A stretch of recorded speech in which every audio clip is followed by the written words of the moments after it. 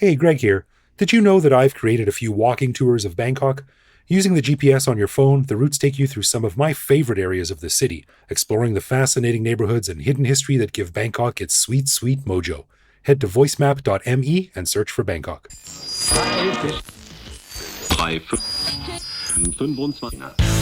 On this episode, we chat with author Patrick Winn about his new book, Narcotopia. So if you want to learn more about the infamous and powerful drug cartels right next door in Myanmar, you'll love this episode of the Bangkok Podcast.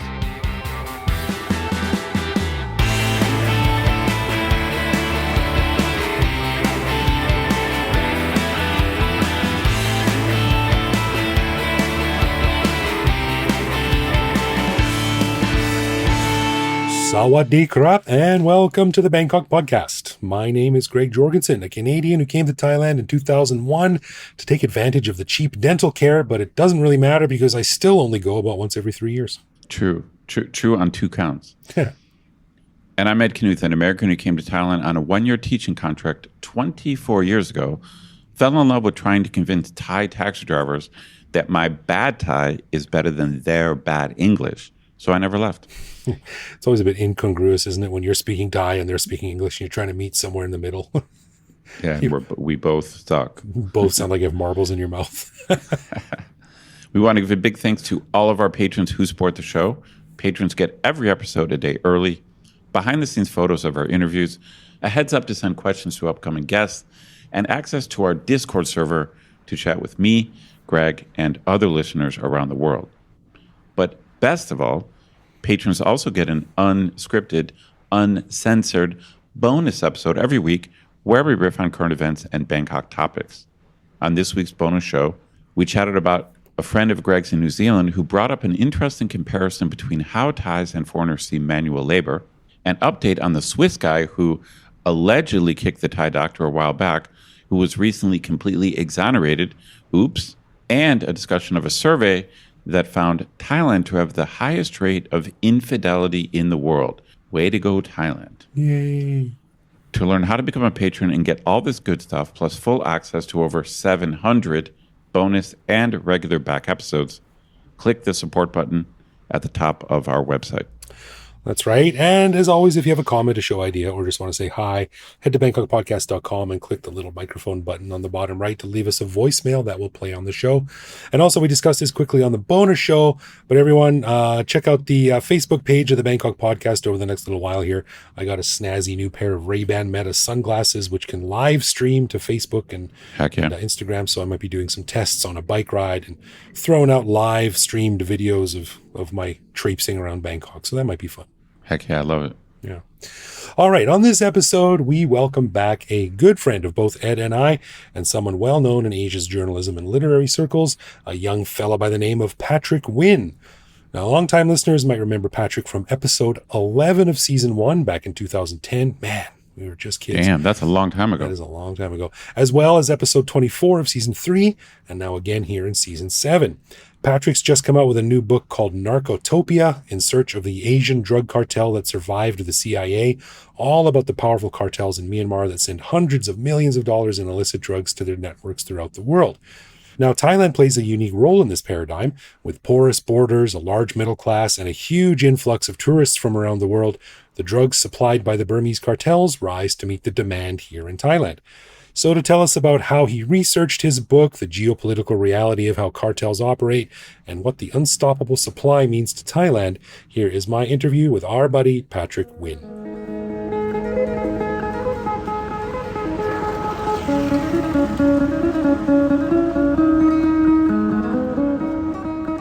All right, I am very happy to welcome back for the third time to the Bangkok Podcast, the returning champion, one of the nicest guys I know, and one of the best authors around on Southeast Asia, our buddy Patrick Winn. Patrick, welcome back to the podcast, man. Thrilled to be back for the three-peat. Yeah, it's not in person. Unfortunately, I always enjoy sitting across the table from you. It's very fun to chatter and gossip and catch up, but we're online this time, almost as good. Still a pleasure to talk to you anytime. Yeah, man. Let's dig in. Well, we wanted to have you back because for whatever reason, just serendipity or just the way things go, some of the people that we've been lucky enough to talk to over the past few months have all sort of orbited around the issue of Myanmar slash Burma. And how it relates to Thailand, and that's what we're going to be talking about today too. You're a well-known author. You have some really compelling ideas and books that you have written. The latest one is called Narcotopia: In Search of the Asian Drug Cartel That Survived the CIA. And I have full disclosure, I have not read it because, as we discussed with your in-laws, who were also recent guests on the show, Paul and Yuangrat, I am a terribly slow reader, and it has no reflection whatsoever on the quality of the material I'm not reading. But by all accounts, this book is excellent. So tell us a little bit about it and how it came together. Yeah, it's about what I consider to be the most fascinating place on the planet, which is a place called Wa State. So inside the borders of Myanmar, there is a veritable country. Wa State is, area-wise, it controls about as much soil as the Netherlands. And part of it is on the border with China, Myanmar's border with China. And another big part of it is on the border of Thailand. So if you were to go due north from certain places in Thailand, in Chiang Mai province, in Chiang Rai province, on the map, it would look like you were going into Myanmar. And I suppose technically from a UN standpoint, that's the country you're going to. But more likely than not, you would run into soldiers, you would run into an entire government that is completely outside the control of Myanmar's military government. It's a completely separate thing. That's a fascinating idea, because the things we joke about in Canada, and I'm sure in America too, like when you cross into Quebec, like, ooh, this is a whole different area, or I'm from Alberta, we go into British Columbia. It's like, well, you're in BC now, you got to act like this with the granolas over here. But it's literally almost a different country within another country. Like you said, it's totally separate. Strong distinction. I don't know how things are going there now, but I think if you were to roll into Quebec from another part of Canada, they would not hold you at gunpoint and demand, what the hell are you doing here? Probably true. Not. Probably not, right? Probably not. Maybe certain parts. Yeah. With Wa State in Myanmar, that's absolutely what would happen. I mean, you would be detained by the Wa authorities. You would look up. You'd probably be at a military garrison, and you would look up and you'd see a flag that is not the flag of Myanmar. It would be the Wa flag. And this is true even if you are a Burmese soldier.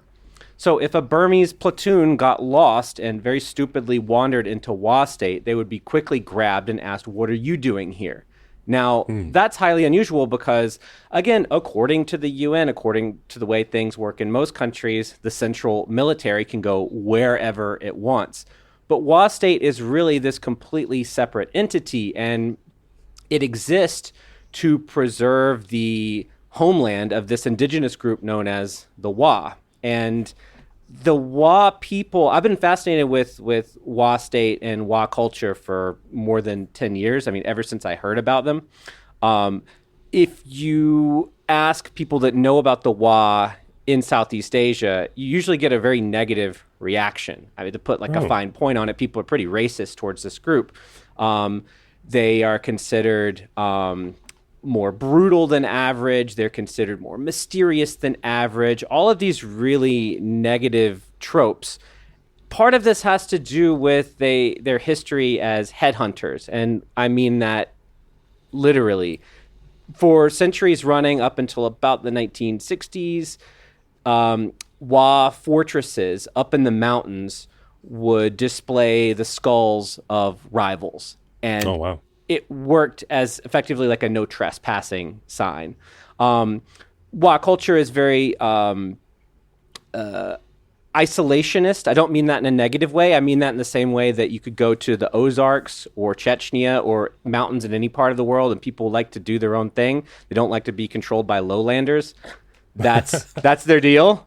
And they would post skulls on sticks, in part, I mean, I could go into all the reasons they did this, but in part to keep outsiders out of a certain area. And even like when the British colonizers came in the 1800s and they're like, all right, we're going to control Burma now, and that includes the Wa, they were scared off by this. There was a letter that a Wa village sent to the British Empire in the late 1800s, and it read, Please return by the route you came. Ours is a wild country, and the people devour rats and squirrels raw.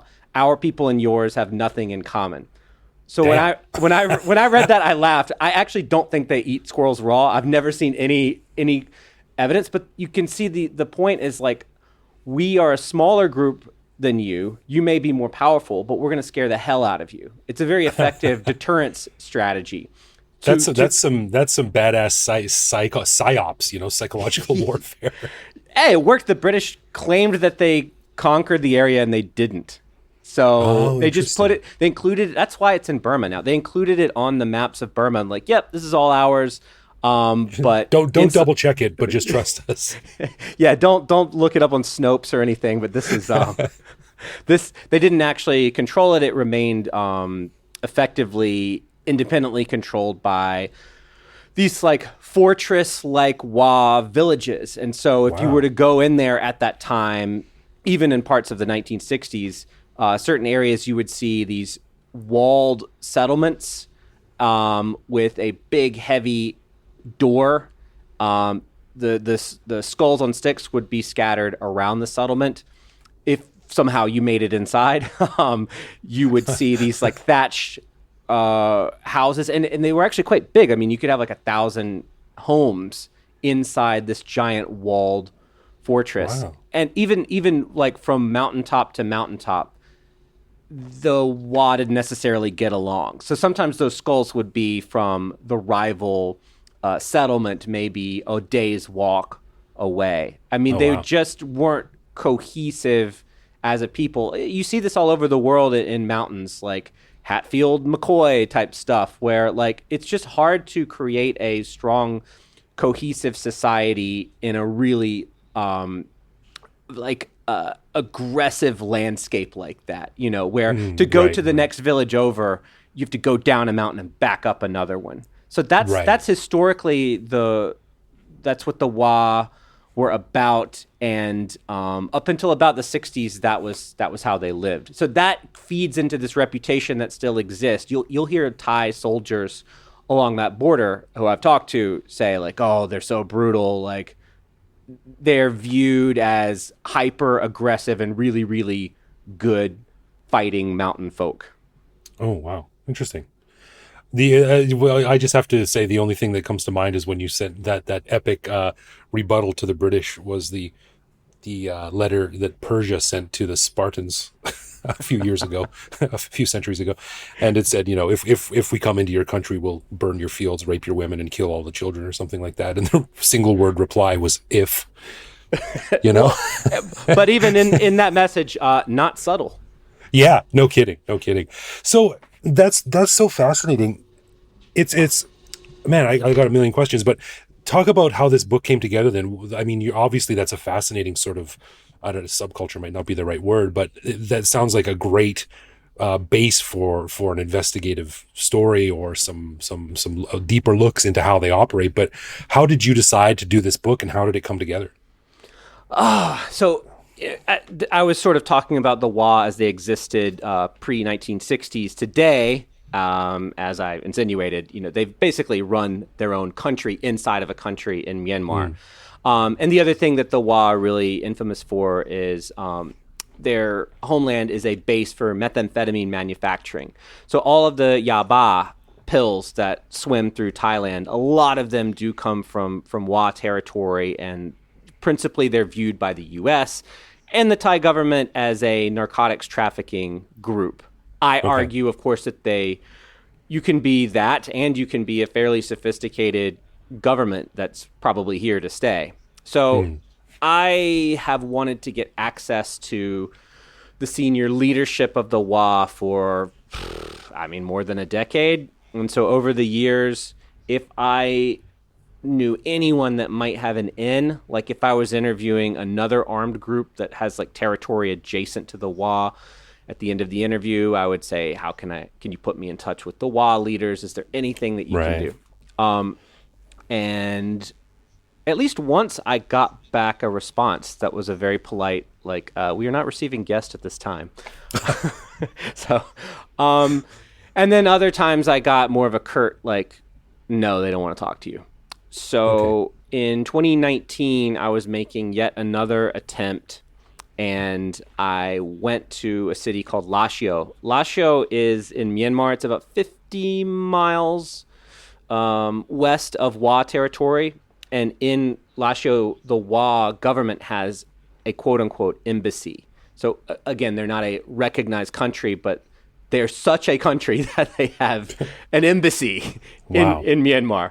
And there's a, quote unquote ambassador that works there to, liaise with the Myanmar government.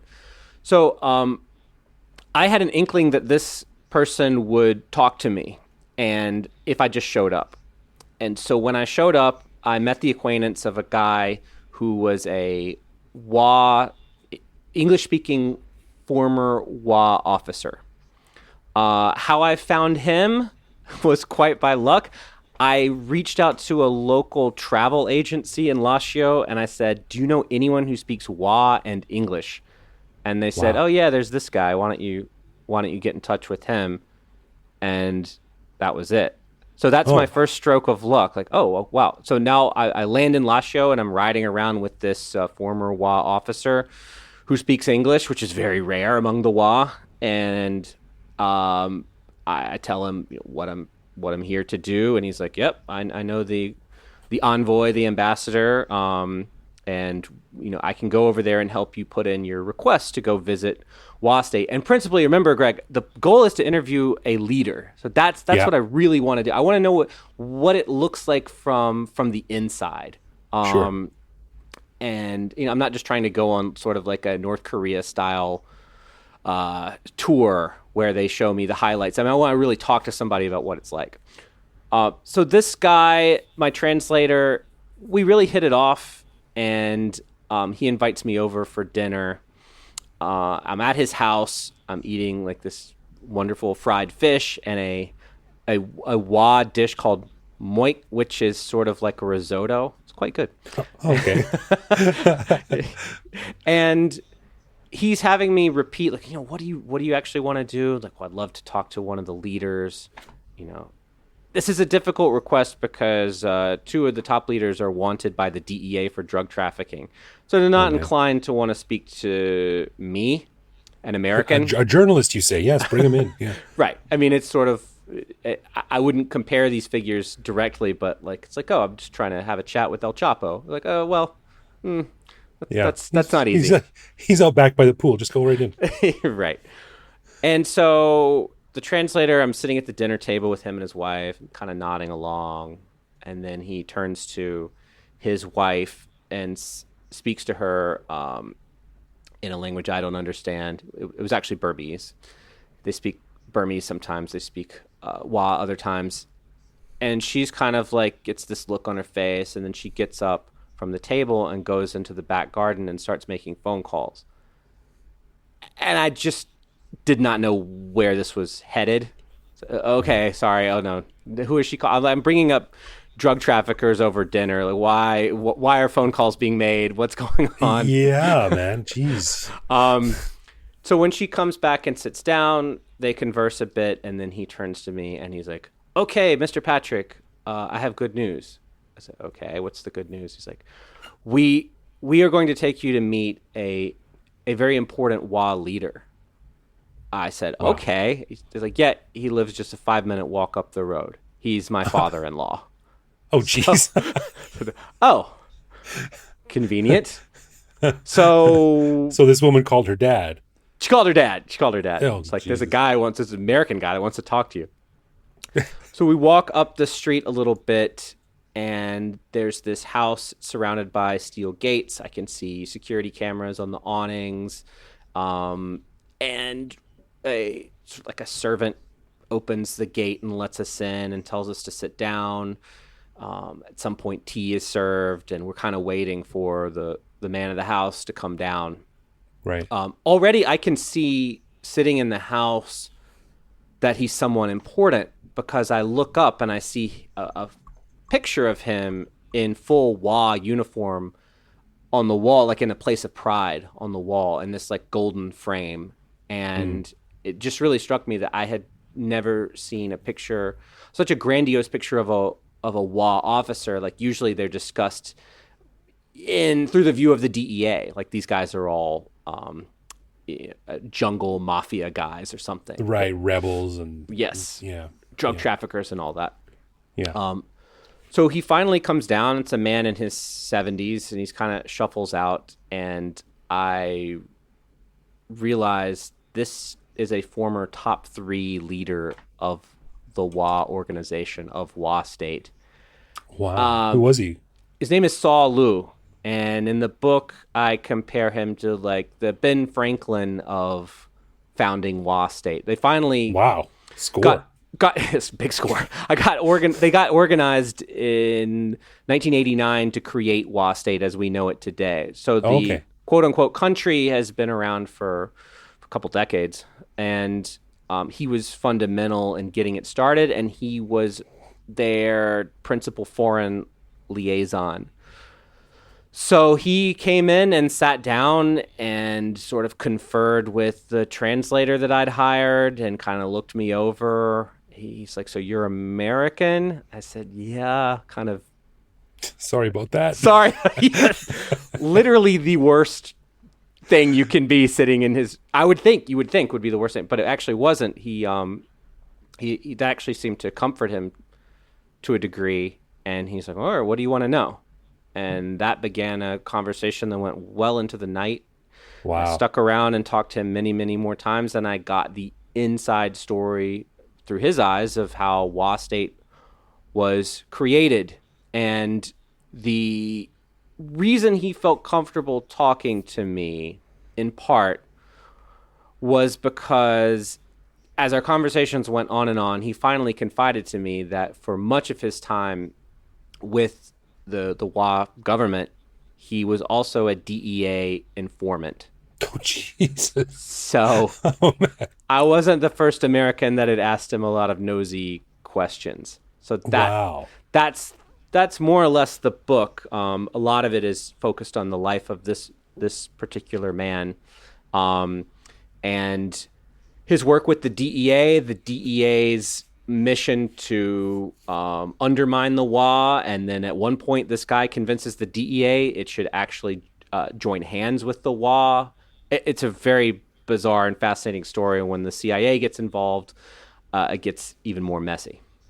Well, as we all know, the CIA has a stellar track record of interfering in other countries' governments and gray market economies and things like that. What could go wrong?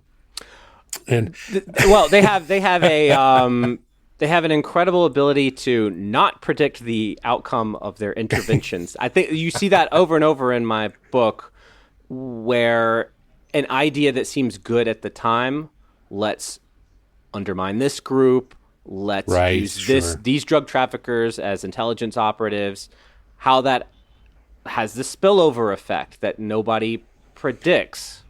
Right. Cut to the closing credits of the original release of Rambo First Blood Part 2, where they thank the gallant fighters of the Mujahideen. That's Part 3, Greg. Oh, you're right. Oh, score. That's 5 points for you, man. Rambo Part 2 takes place in Vietnam and was co-written by James Cameron. Rambo 3 was an underrated classic. Anyway, that is a crazy story. Good thing you didn't say you were Canadian. He would have thrown you out on your ass. Let's bring this back to Thailand a little bit, because this is the Bangkok podcast, of course. Mm-hmm. Diplomatically, how does Thailand deal with this sub-country on its border with the official country? Yeah. It fascinates me the degree to which, publicly at least, the Thai government ignores this as a problem. So the Thai strategy is, when it's talking about drug trafficking, it often uses phrases like "pun ban" or neighbors. It doesn't like to say, "Yep, we just intercepted a mother load of meth coming out of Myanmar, and it has all the hallmarks of being produced in WA State." They just resist saying that. They always say, "Oh, it's from our neighbors." Okay. This is in part an attempt to maintain diplomacy with Myanmar, because they catch so much meth in here in Thailand, that if every day they had a press conference like, "Yep, more meth from Myanmar, and meet us back here tomorrow. There'll be more meth from Myanmar, and on Tuesday, more meth from Myanmar. And so I think they just don't want to like drive the screws that hard. Okay, so that's publicly, they don't say much. Interestingly, during the Thaksin administration, he wanted to go gung-ho and actually mount raids into Wa State to destroy their meth labs. Kind of like in the U.S. now, there's talk of let's bomb the cartels. I mean, it was like that. And so the Thaksin administration, I don't know about him personally, but the administration and the military at the time thought that the U.S. would support that with materiel and all types of support. And then the U.S. said, maybe later. I mean, the war on terror was heating up. It just wasn't something the U.S. wanted to get involved in. As you probably know, like the meth that comes out of Myanmar mostly stays in Southeast Asia because Southeast Asians are well off enough, or middle class enough, I should say, to afford a meth habit. Some of it goes to Australia, quite a bit actually, but it doesn't go all the way to Vancouver, and it doesn't go all the way to New York City. Heroin produced here used to go to those places, but now meth is produced in Myanmar, makes some, the meth economy is like $60-70 billion a year, and Southeast Asians in general are rich enough to support their own drug trade. So the reason I mentioned that is just because the U.S. realized that was where the trend lines were going, and if it mounts a commando-style raid into, even if it's a Wa meth lab, it's officially the sovereign soil of Myanmar, and then has to explain why. It's like, well, they're making a lot of meth. Oh my God, how many Americans are smoking it? None. Right. So it's hard to justify that. Yeah. Wow, that's amazing. That's an incredible amount of money. Let's talk drugs. And have you ever tried this yaba, this meth coming out of them? Just like, as an investigative journalist, I would have thought that maybe you want to. I haven't. I might be the only person that's embarrassed to say he hasn't tried meth. Well, I'm the only Canadian I know who hasn't smoked weed, so. Oh boy, I feel your shame. That's more embarrassing.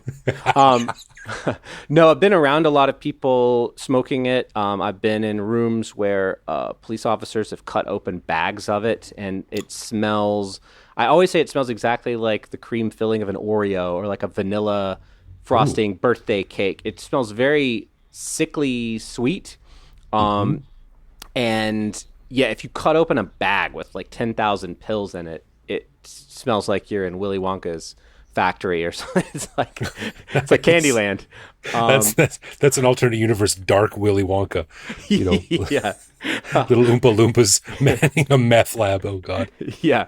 So, but no, the answer is no. I'm sorry. Sorry, folks. That's okay.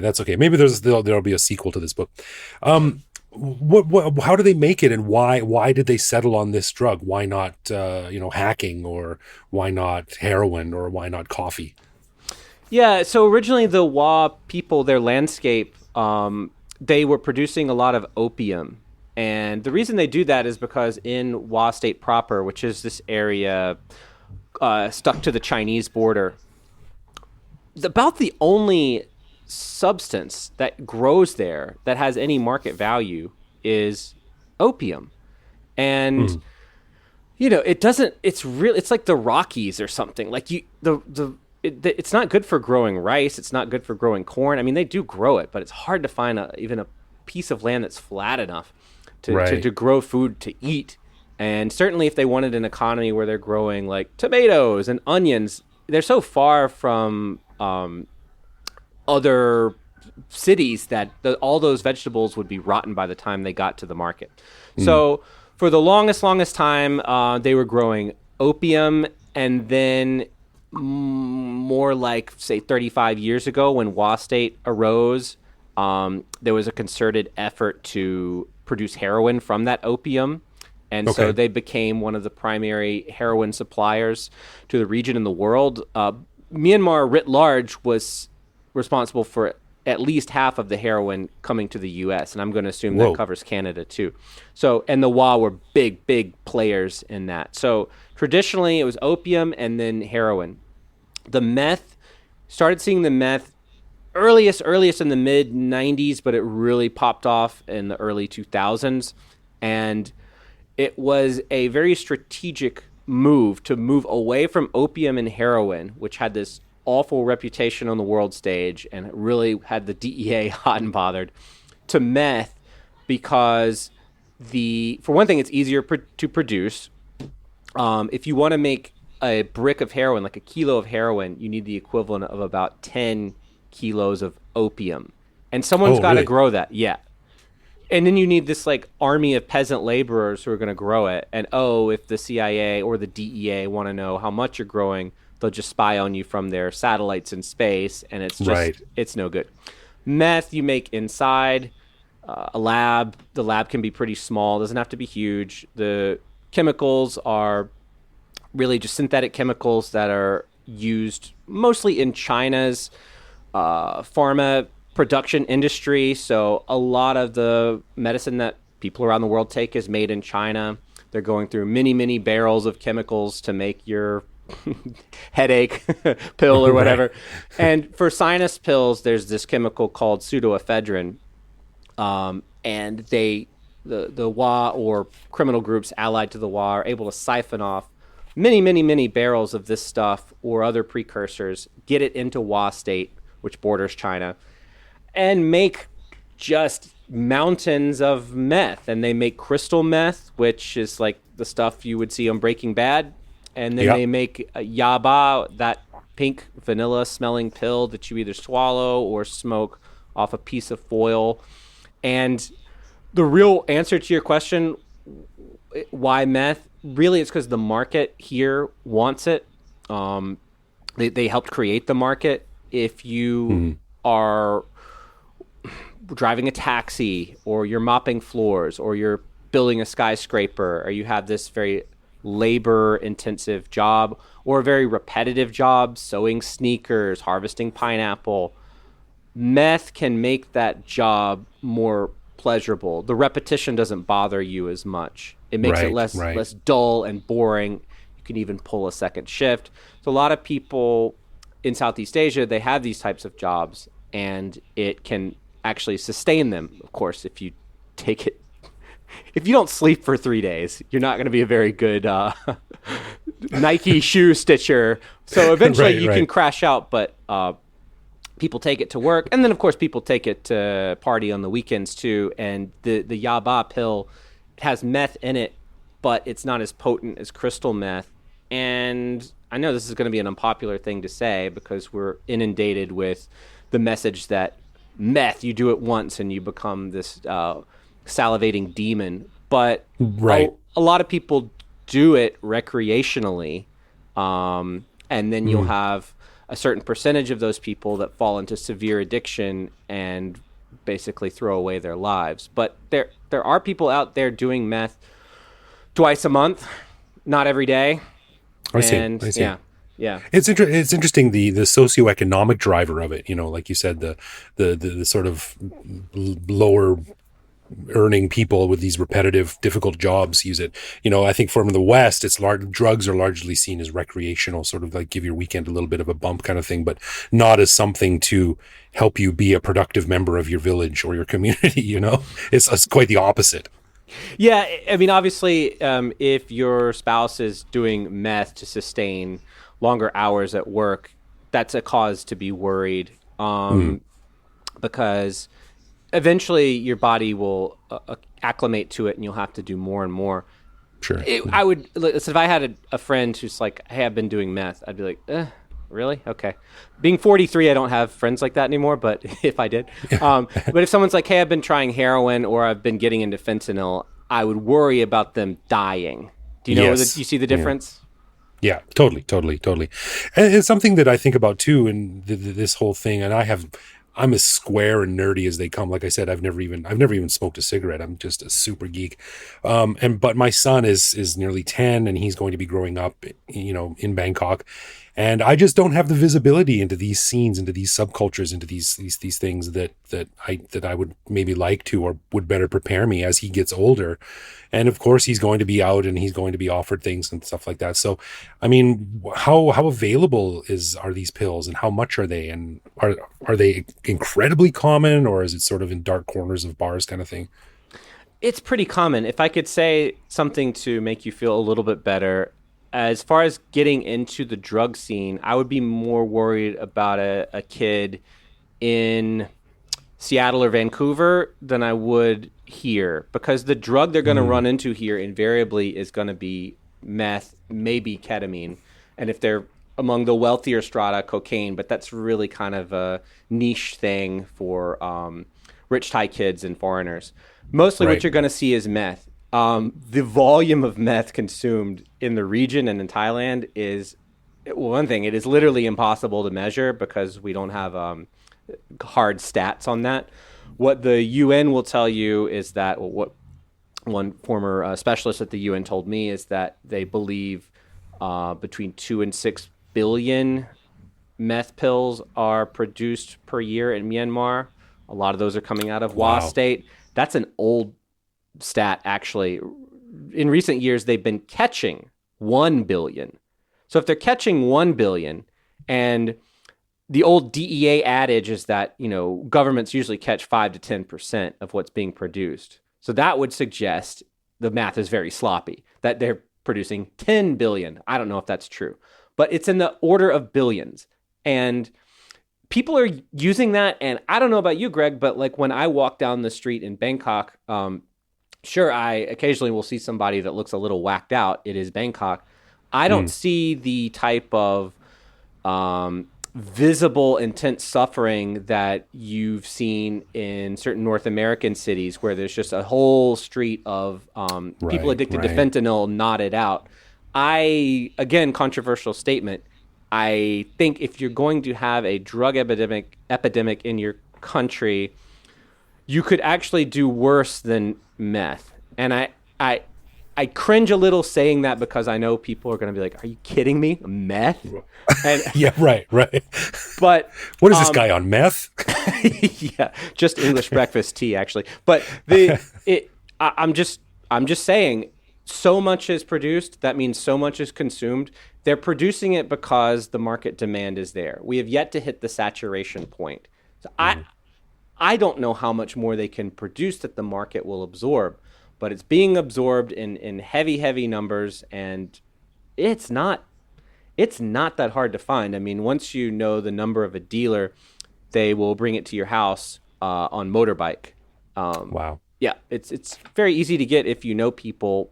And let's say you're Thai and you have Thai high school friends. You'll know the person to call, the guy or girl that knows the dealer's number, and you're off and running. A lot of people will try it and not like it, and so they might only do it once a year or never again. That's seldom talked about. It's it's speed. Right. It makes you feel you talk too much, you become annoying, and you can't go to sleep. A lot of people I know don't even need drugs to be like that. Exactly. I'm just reading a story here from Al Jazeera, which from about 6 months ago, that said Thai police seized more than 15 million meth pills and other illegal substances worth 300 million baht in what authorities said was one of the largest drug hauls so far this year. And there's this massive pile of pink pills in plastic bags. So it's incredible the amount of stuff they're just pumping out and pumping across the border.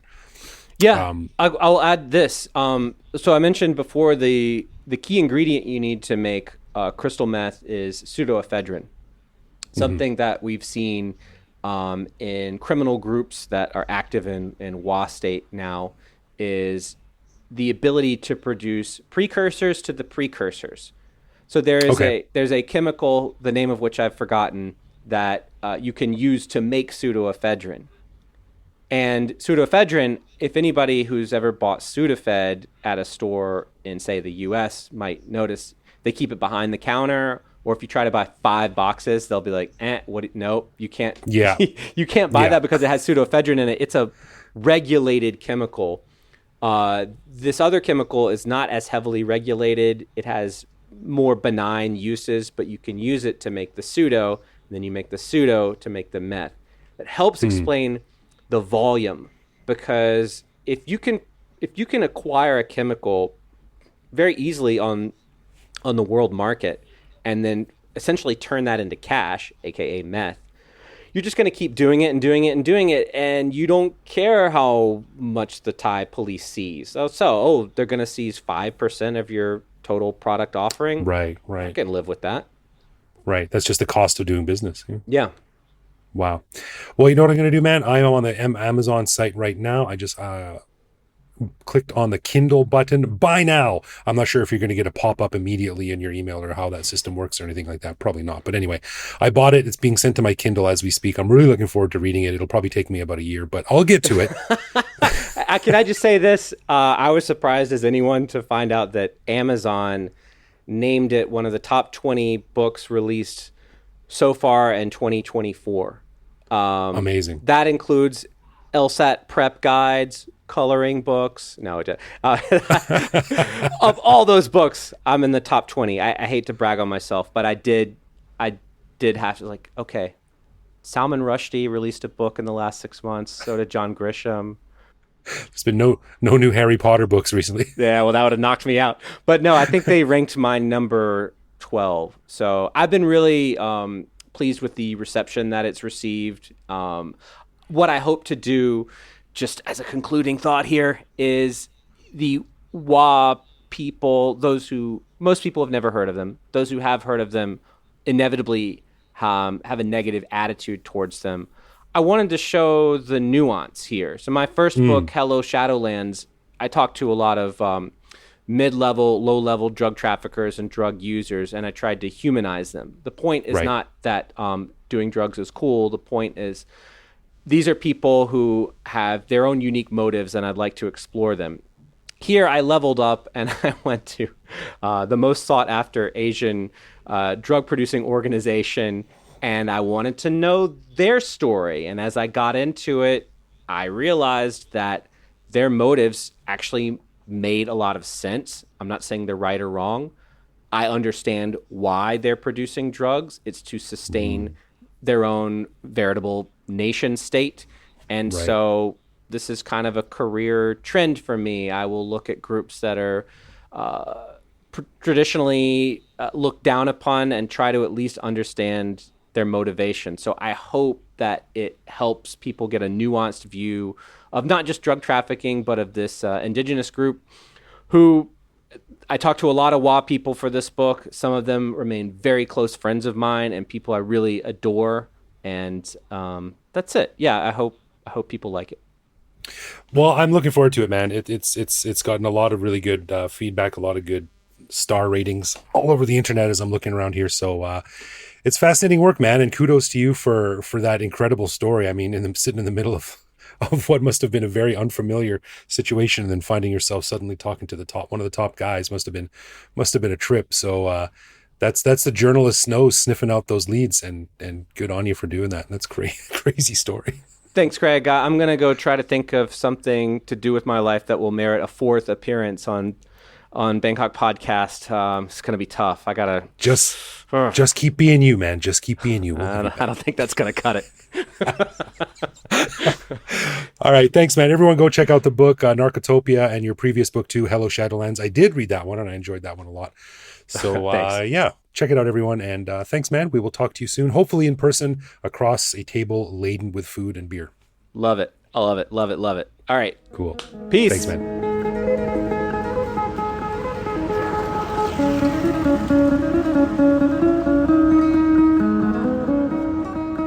Dude, this is such a cool topic. You know, this world of Burma's drug cartels is so unknown compared to like Mexican drug cartels, Colombia. It's like in the West, just in pop culture, we're all over like Pablo Escobar and drug cartel. Like I feel like the average person could, you know, it's like the mafia. It's like where we know about it, but it's like for some reason like Myanmar is just a black hole. Yeah. You know, it reminds me of a movie I saw years ago that I really quite liked, but it was a famous bomb. It was called Sahara with Matthew McConaughey and Steve Zahn. I thought it was a fun adventure movie. But they were in Africa, and they were dealing with some warlord. And he said something that for some reason stuck with me. And they said like, oh, like the world's going to be so mad about what you're doing. And this guy simply said, no one cares about Africa. And I feel kind of the same way with Burma. Like there's so much horrible stuff going on over there. And there's so much sort of geopolitical tension coming out of that region, but no one is talking outside of Thailand and outside of this region. No, you're right. You're right. And I mean, you and I have talked about how we wish we knew more, and we're trying to up our game. We've had a number of experts on Burma on the show in the last year.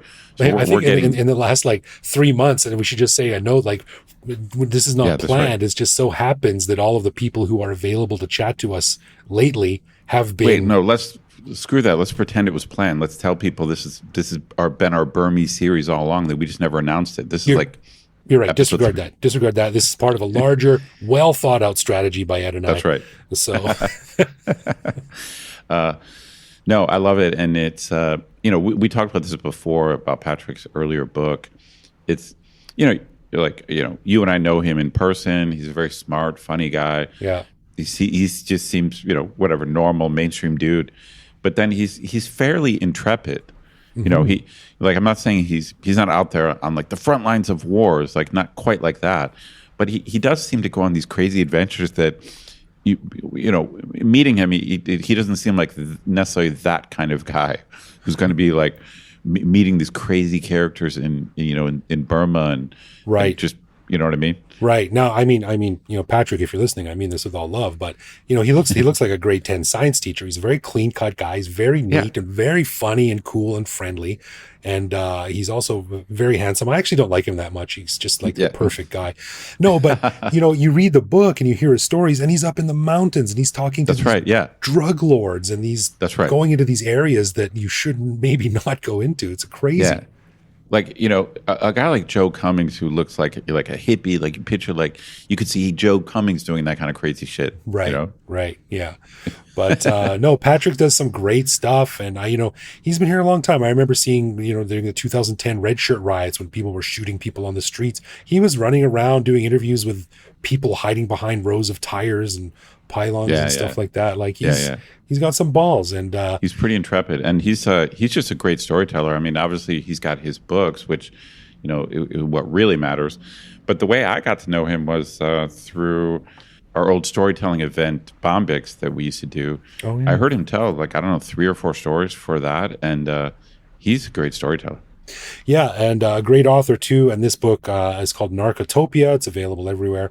And his previous book, Hello Shadowlands, which he was on also to talk about a few years ago, also a great read. So many thanks, Patrick, for coming on the show. Always fun to sit down and chat. You're doing some great stuff. Everyone out there, make sure to pick up the book. You'll get some really, really cool insights into an area, like we said, that maybe needs more light shone on it. For sure. Yeah. All right, let's get into some love, loathe, or live with, where one of us picks a particular aspect of living in Bangkok, which we discuss to decide if it's something we love about living here, loathe about living here, or have come to accept as something that we just have to learn to live with no matter how we feel about it. And this week, Ed, I'm going to throw something your way. All right. I'm ready, man, as always. So, Ed, I'm curious about how you think about this. And I just sort of was confronted with this the other day, and it sort of something rubbed me the wrong way. And I was listening to someone talk, a Thai guy, and he referred to himself as Haiso. And I'll front load this one and say that I loathe this. I really, really hate when people do this. Rubs me the wrong way. What do you think? I think I'm going to agree. I think you and I have similar backgrounds. There's something, I forget how it's kind of an old joke about the U.S. and maybe Canada, where there's a big middle class. Mm-hmm. When there's a big middle class, you actually think that there's no classes. Like it's like you just kind of you do. I mean, in a way, it's a good thing. You just have this kind of egalitarian mindset. And I think did I make this joke on the podcast? I can't remember. I remember when a buddy of mine in high school realized that a friend of ours owned horses, and we were like, Is she rich? Oh, that's interesting. Yeah. We were trying to process, because we just thought all of us are the same, and like, of course, like neither me nor my buddy's family like had enough money to own horses. Right. And then we heard that she owned horses, and we were like, I remember trying to process like, wait, is she like in another class? Like, or is she not what we are? You know? Oh, that's funny. It's like I think if you, this is not true everywhere in the U.S., but I think if you grow up in the Midwest, if you're middle class, I was just not aware of class. I mean, again, I know I'm not bragging or I don't know. I'm just being honest. Like I totally was unaware of class. No, I was unaware of poor people and wealthy people, except in the movies. Interesting. So I know that they exist, but walking around my neighborhood, my school, everyone looked the same.